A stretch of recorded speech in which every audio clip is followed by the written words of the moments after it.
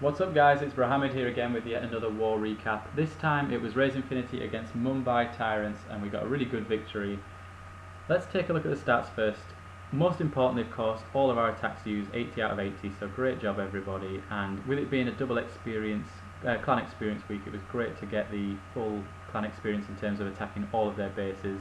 You can see there pretty good stats from us, and in particular the number of 3 stars, 28 3 stars, so only 12 bases that didn't get 3 starred, and when you bear in mind they had 6 Town Hall 10s, it's a pretty good job.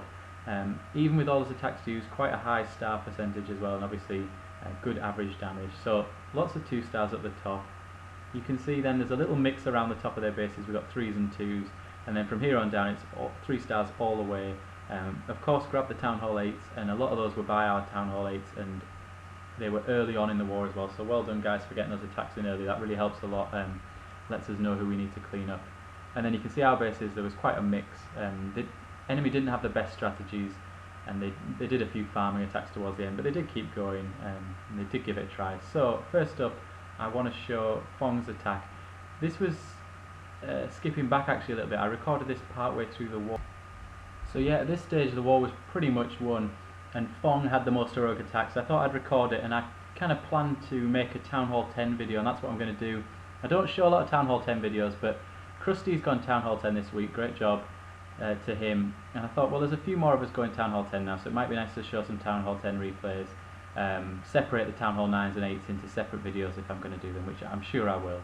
So, pretty interesting attack this. I liked how he used the wall breakers early on to open up this base, and that meant his golems didn't bunch up. You know, they went pretty much exactly where I think he hoped they were going to go.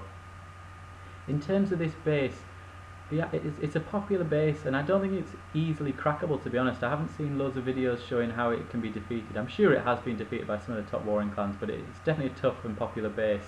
And you can see one of the reasons that it works is it's got this ring of trash buildings around the core of high DPS buildings. And what the defender's hoping is that your troops are going to kind of go walk about round the centre, all the while being hit by the Teslas, the Inferno Towers, etc.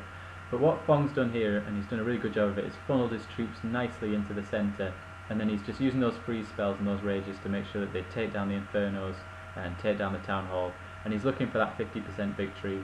I'm sure at some stage we will start to get some Town Hall 10 3 stars, but for now it's really good if we can be getting the 2 stars against them, and this is a perfect example of how to do that. So like a lot of bases we see, this one isn't completely maxed out in terms of defences around the outside, as you can see, you know, the wizard towers, etc. But a lot of people do focus their Inferno towers, Teslas, for obvious reasons, so really tough core, and Fong's going to be hard pressed to do much more than get in and destroy the Town Hall without some really advanced strategies. So great job there, really good 2 star. And the first of many on the Town Hall 10s actually. Usually we struggle a little bit more against the Town Hall 10s, but this week we did a really good job, and I wouldn't say they were particularly easy Town Hall 10s either. So let's show another one, and this time it's Duke, and Duke had the final most heroic attack, I think. I think last week as well I got the heroic attack wrong, because when I started doing the video it was different to who it was at the end. So this week I got it wrong originally, but here we are, Duke's got it now, so get it right in the end. And this one, a completely different base. You know, the other one was really open with a lot of trash buildings, and the idea was to kind of make your troops wander around the base, I think. But this one's pretty much the opposite, much more compartmentalised, much more compact. So Duke's going to get the lure, which is fairly easy with a smaller base like this, and then take it down to the corner, and using the witches, the wizards and the barbarians for distraction, he's going to destroy the defensive clan castle. Few people asking what a 2-1-2 was. Well, that's 2 witches, I'll get this right, 1 wizard and 2 barbarians.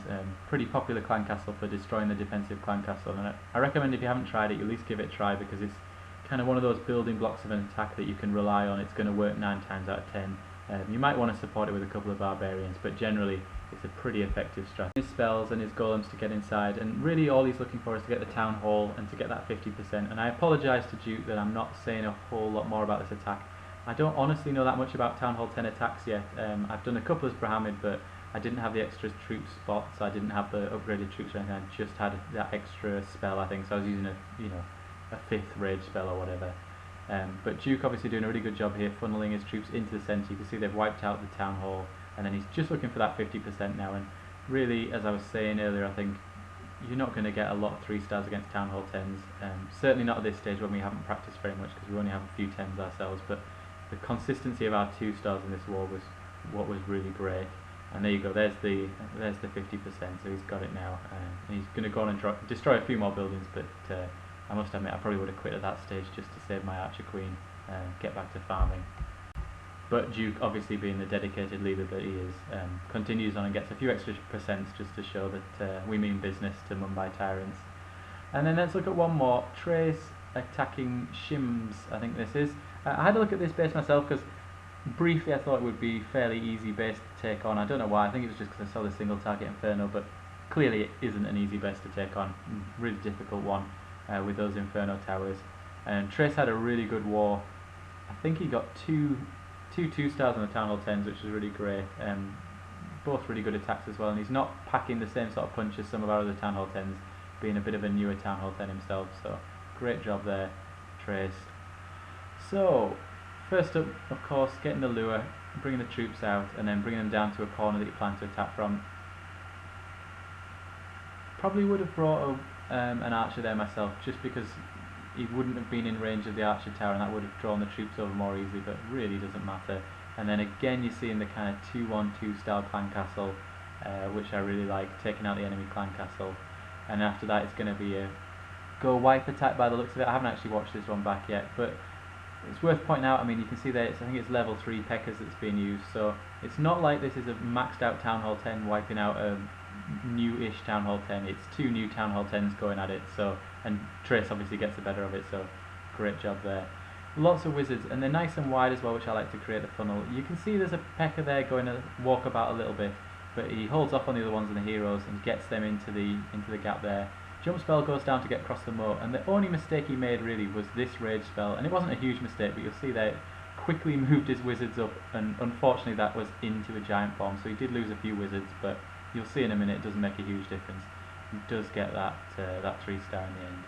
So that's going to wrap it up for this video. Not really a sort of how-to video, more of just an overview of some of our higher attacks for people to watch.